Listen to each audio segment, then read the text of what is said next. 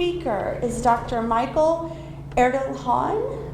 Probably slaughtered that, I'm sorry. He is from Serbia, so I think this is really an honor to have our first guest from that part of the world. He's an assistant professor in the Department of Veterinary Medicine. He's on faculty.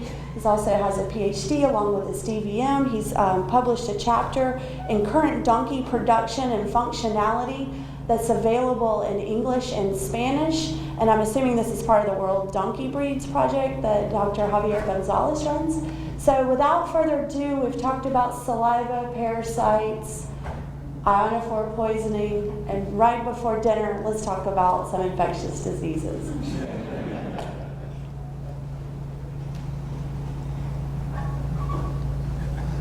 Thank you, Amy. My name is Mihalo Erdeljan, but it's not the important thing tonight, of course. We are talking about influenza in donkeys in Serbia. First of all, we are talking a little about influenza in general, and then the situation about donkeys in Serbia and some part of our research. Influenza is a well-known disease. It is caused by the virus. It is a typical respiratory infection which is known in every species, I think. We are talking about now in donkeys. It is characteristical that has pyrexia, coughing, nasal discharge, and the discharge. It is characteristic for the respiratory infection. It is caused by the virus from the family of Orthomyxoviridae. It causes by the subtypes H7N7 and the subtype H3N8. But there is one interesting thing about that. The H7N7 was predominant many years ago, and most of the authors thought that it was kind of obliterated. But the H3N8 is predominant in all the countries in the world. But in the last year, there was several serological investigations in many parts of the world, which have positive serological response to H7N7. It is proven in Israel, in Turkey, in Nigeria, in Brazil. In many underdeveloped countries, it is also proven in Serbian horses. So it is a kind of way to new research, because all the researchers did not have PCR proven, just a serological. So it is kind of new research to do. Historically, we can track now influenza in many years ago, probably in ancient Greeks. We have some maybe scientifically better explanation in the 19th century. The name influenza came from the Latin words. He is used to describe the disease who appeared rapidly and usually disappeared as rapidly as it comes. And for that you can see that it is very, very ancient disease. We can track it to history with more or less success, and you can see that how the time comes closer to this time, to these days. They have more and more reports, but it is of course connected with something else, to development of the medicine, of course. I already said that it is a respiratory infection. It spreads rapidly. It is spreading rapidly in three cases. One, that the animal or the group of animals did not have vaccination at all. Second is when the group is vaccinated, but there is a new virus. New virus does not have to be all new virus, but just a slight change in the virus can cause a disease. And the third time is when new virus come to animals who previously had a natural infection, survived, have some kind of immunity, but a new virus is now spreading. When we have a new virus, it is usually very fast. It spreads rapidly in the direct contact, through the veterinarians, through the people who are holding the animals, and predominant place is respiratory epithelium. Morbidity and mortality have a very different rates. When the animals is just partially immune from the vaccination or the natural infection, the morbidity can be at least as low as 10%. But when we have a new virus, it could be 100%, all animals. Morbidity is, of course, smaller. That can be more than at least 1% or less, but it could be 10% if it is combined with bacterial or parasitic infection. This is a normal epithelium on the electronic microscope, and this is 3 days later after infection, and this is 6 days later. You have a possibility to see that it is obliterated almost totally. The animal will eventually develop immunity, but in these cases it was a new virus and the whole respiratory epithelium was gone. Clinical signs are more or less in respiratory syndrome, like any other respiratory virus, like herpes or arthritis. It is pyrexia, dyspnea, coughing, nasal discharge. Sometimes only dry, persistent cough is the only symptom. It depends on the animals and the concrete the virus, but it could be just coughing. Complications are well known. Usually it is combined with some bacteria or parasitics. Parasites are described in donkeys especially, and some authors suggest that we use antibiotics and anti-parasite drugs to contain this disease. Of course, this is viral disease and antibacterial is not working. The disease could be finished with complete, with completely nothing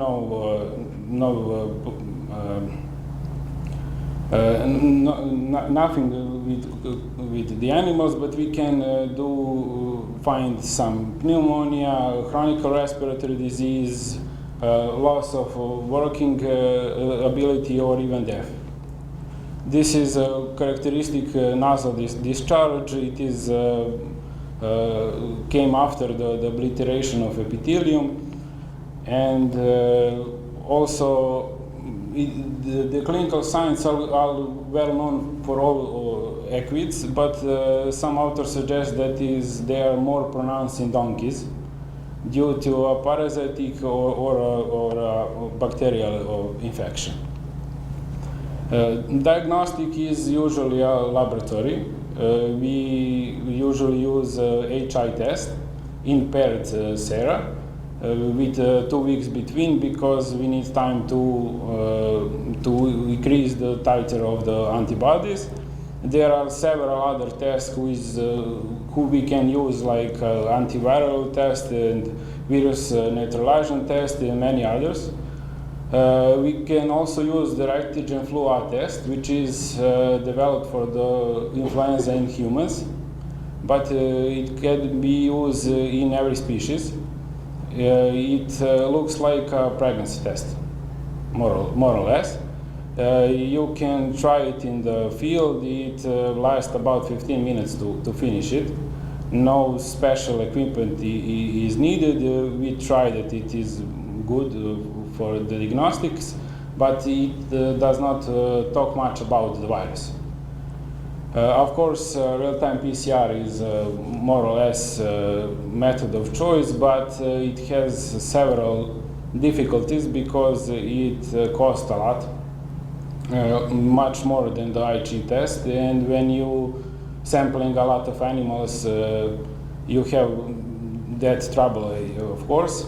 And HI test is slower, but it is sometimes better because if you're sampling in a late time of infection, the PCR could be negative because you're sampling from the nose about 10-15 centimeters, and if the actual infection is in the late stages, you will receive negative PCR results. Of course, prevention is vaccination. We have vaccines from the horses who can be used in donkeys, of course. It takes some time to produce the neutralizing antibodies, but we have another problem with vaccination. We vaccinate with 1, 2, or 3, or some vaccines have different number of subtypes or the circulating virus. But if we have new virus, it very low rates of protection because it has some immunological specification different than one in the vaccine. For the Serbia, we are always looking about the horses, almost always. And we have different and many aspects of diagnostic is influenza, mostly in horses. We have several studies in donkeys. One was the milking farm in Zasavic. I'll talk about it later because we are also there. And there, it is interesting that they discovered antibodies against the virus who is predominant for the birds. But the Zasavica is mostly in the swamp. They have many birds. So it is normal to find something like that. We can also, I do not know, do you know that we can find antibodies against equine virus in humans, who works a lot with horses. Humans do not make sick, they do not develop the disease, but they have antibodies with, against the viruses from horses. The main problem from influenza is we usually forget about it. In Serbia, we have the largest epidemic from the influenza in 2004. It was a very long time ago, but we have every year more or less evidence that we have influenza. And after 10, 15, 20 years, the new virus will come. And it will be, of course, disaster as the last time. We have dead horses, dead donkeys. We have canceled, or we must cancel the whole sport season. It was a disaster. That infection was moving from place to place and in a different time came to different countries, but it was H7N7 from the South American Clyde, and it was predominant in that time. But we must monitor the influenza, and one day we have another new virus, and we have a problem, of course. Our goal was to do a serological epidemiological investigation for influenza in donkeys. We have 20 donkeys of a different age, from 2 to 14 years. And the first thing was to clinically examine these animals. We have two groups.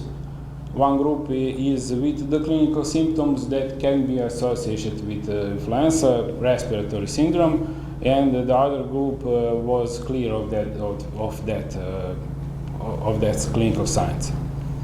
Mostly we investigation in the province of Vojvodina, which is in the north of Serbia.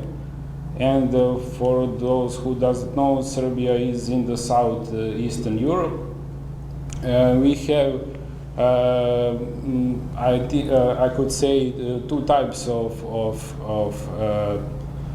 landscape. In the north, there is totally plains, and agriculture is very developed. And in the central and the south part, we have mountains and hills, and donkeys are more working donkeys is probably all in the central and the south Serbia. In the northern Serbia, we have two main milking farms called Zasavica and one in a place called Kovilj. And the rest of the dots are from different places. We collect samples from individuals who have donkeys. We also have one more milking farm.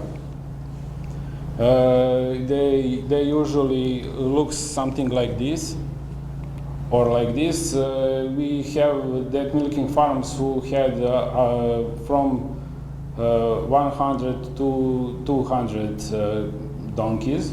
They use milk for raw milk because they believe that it helps from bronchitis in humans.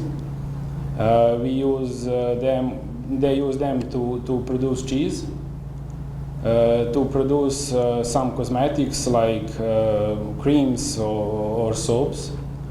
And we have individuals who has one or two donkeys, which is in mostly, it's like a pet, but no, not real pet.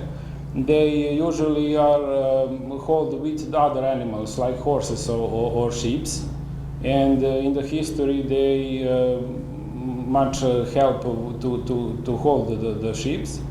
But they are people who had just donkeys, and very small percent is working donkeys. Like we see in many other countries, because the development of the agriculture pushed away horses and donkeys many years ago, and we are having a very small population. The donkeys in the latest years, the whole Zasavica, which I mentioned a little bit earlier, had support from state to obtain the genetic resources. Not just donkeys, they have some cows and pigs with from some inferior breeds. The investigation was in few steps: epidemiological survey, clinical examination. We have 2 blood samplings with 2 weeks between, and of course the laboratory testing for the HI test. We have epidemiological survey. It is in Serbian. I will translate it in briefly. We ask owner or the people who are handling everything we can imagine to associate with influenza, previous diseases, how they treat them, what they use them, and stuff like that. We collect a classic clinical examination on the condition of the respiratory tract, blood sampling. I said it twice. Blood was collected from vein jugularis or jugular vein, and we left spontaneously blood to extract the serum. After that, serum was frozen and sent to the lab. They put it into a standard HI test. We have as a referral virus these 2 from Prague and Miami. This is a standard referral viruses. Some of the results, the clinical survey, examined that we have all the donkeys were non-vaccinated.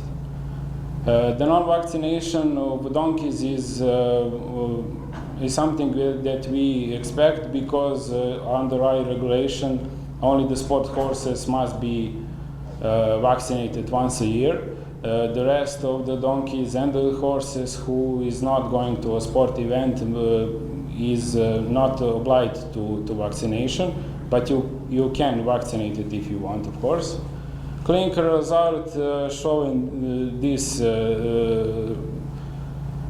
findings: nasal discharge, coughing, depression, and conjunctivitis. As the HI test, we have, I can say, two results. One was that the analysis of the part sera said that we have 4 or more times increase in the antibodies. From the H7N7, we have 4 positive for group 1, 2 positive for group 2, and against the H7N7, H3N8, we have 10 from group 1, 2 for group 2, and we have 4 donkeys which were positive against both of the virus. And the second result, if we watch the titer of the antibody that is greater than 10, which is a standard, it says that many animals had in contact with the virus previously. They not have infection at the time of the sampling, but they were all in the contact with the virus previously. And the conclusions, we concluded that we have a large population of donkeys which were non-vaccinated, and which could be a problem in the future. Of course, about 60% of these animals had some kind of respiratory clinical sign which can be clinically proven. And we have a very large number of animals who were positive on the H7N7, which is quite a surprise in one hand, but in the other hand, other authors also serologically proven the H7N7. And I think something to do in the future is to figure it out what is exactly happened with that H7N7. Thank you.